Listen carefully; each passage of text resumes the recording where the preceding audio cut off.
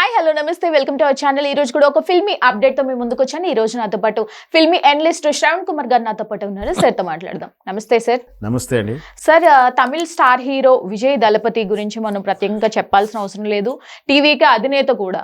So ఆయన భార్య ఇటీవల వివాహేతర సంబంధం వేరే హీరోయిన్ తో ఉన్నట్లుగా నా దగ్గర ఆధారాలు కూడా ఉన్నాయి. నాకు కోర్టు విడాకులు ఇప్పించాల్సిందిగా కోరుతూ కొన్ని వార్తలు నెట్టింట్లో వైరల్ అవుతూ ఉన్నాయి. దీన్ని ఎలా చూడొచ్చు అంటారు? సినిమా తారలు అనగానే మన సహజంగా వాళ్ళ వైవాహిక విషయంలో కొంచెం మనకు అనుమానాలు కూడా ఉంటాయి. అంటే వాళ్ళు ఎన్నాళ్ళు కాపురం చేస్తారులే అన్నట్టుగా ఉంటుంది. అలాగే ఈ తమిళ్ స్టార్ విజయ్ గారి యొక్క జీవితంలో కూడా వైవాహిక జీవితంలో ఒడిదొడుకులు ఎదుర్కొంటున్నాడు. రాజకీయంగా ఎలాగో మన అందరికి తెలిసిందే. ఇప్పుడు రాబోయే ఎలక్షన్లో ఆయన పోటీ చేస్తున్నాడు అని చెప్పి రాజకీయంగా ఎదుర్కొంటాను, ఆయనకి ఎన్ని ప్రతికూల పరిస్థితులు క్రియేట్ చేయాలో అన్ని రకాలుగా చేస్తున్నారు. ఆయన సినిమా పరంగా కూడా సినిమాని రిలీజ్ కాకుండా అభ్యంతరాలు చెప్పి అక్కడ ఆపుతున్నారు. ఎట్ ద సేమ్ టైం ఈ పర్సనల్ లైఫ్లో కూడా ఈ వైవాహిక జీవితంలో డిఫరెన్స్ రావడం, అది కోర్టు పరిధిలోకి వెళ్ళిపోవడం, విజయ్ గారి యొక్క భార్య సంగీత గారు కోర్టును ఆశ్రయించడం. అయితే ఆమె మొదటి ప్రధాన ఆరోపణ ఏంటంటే విజయ్కి ఆల్రెడీ వేరే వివాదాల సంబంధం ఉందని చెప్పేసి తరచూ ఆమె ఆవేదన వ్యక్తం చేసింది అయితే మనం చూసాం. సో ఇప్పుడు కూడా అదే కారణంతో విడాకులు తీసుకుంటారని భావించవచ్చు మనం. సో అప్పట్లో అంటే సోషల్ మీడియాలో వార్తలు ఏంటంటే త్రిషాతో విజయ్ పర్సనల్ లైఫ్లో క్లోజ్గా ఉన్నాడని అదో కొన్ని కీర్తి సురేష్తో కూడా కొన్ని గాసిప్స్ కానీ వైరల్ అయ్యాయి. బట్ వాటిని నమ్మి బహుశా మరి ఈ సంగీత గారు మరి కోర్టుని ఆశ్రయించి ఉండొచ్చు. ఏదైనా సరే ఆమె దగ్గర బలమైన సాక్ష్యమైన ఉండవచ్చు.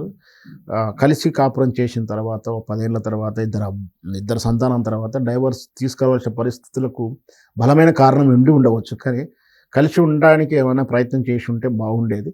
బట్ మన చేతుల్లో లేని విషయం కాబట్టి సినిమా సెలబ్రిటీస్ విషయంలో వ్యక్తిగతంగా వాళ్ళ ఇమేజ్లు, వాళ్ళ ప్రతిష్టలు, వాళ్ళ స్టేటస్లు చూసుకుంటారు కాబట్టి చాలా వరకు ఈ సినిమా ఫీల్డ్లో సినీ సెలబ్రిటీస్లో వైవాహిక జీవితం డిస్టర్బెన్స్గానే ఉన్నాయి.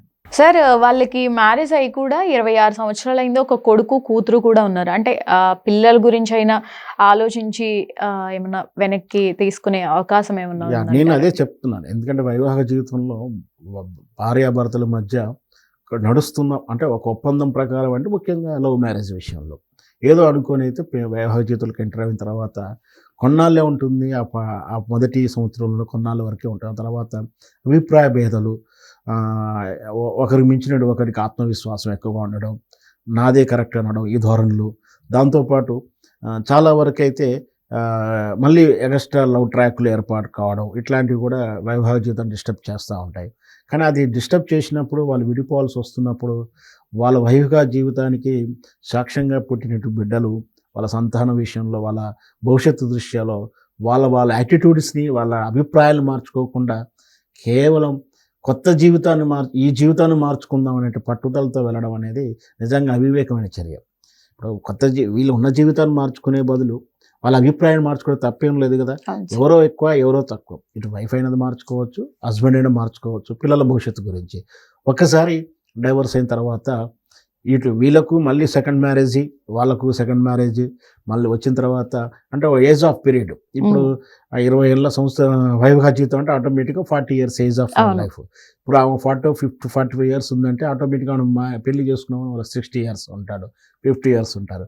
50 years అంటే అతనికి వైవాహిక జీవితం ఆల్రెడీ ఉంటుంది, అతనికి పిల్లలు ఉంటారు. సో ఇవన్నీ డిస్టర్బెన్స్గా నాన్ సింక్గా ఉంటుంది. అప్పుడు ఈ లైఫ్ కన్నా అదే లైఫ్ బాగుండే కానీ చివరిలో అనుకున్నా కూడా చేసిన తప్పును దిద్దుకోలేరు. సో ఇట్లాంటి కానీ మనం ఎవరు చెప్పినా కూడా వినని స్థితిలో ఉంటారు. ఖచ్చితంగా కోర్టుకు వెళ్ళి విడాకులకి కోరుతారు. ఆ విధంగానే జరుగుతుంది. మరి కోర్టులో ఏం జరుగుతుందో మనం చూడాలి. చూద్దాం సార్. మరి పిల్లల గురించి అయినా ఆలోచిస్తారా, విడాకులని రద్దు చేసుకుంటారా అనేది?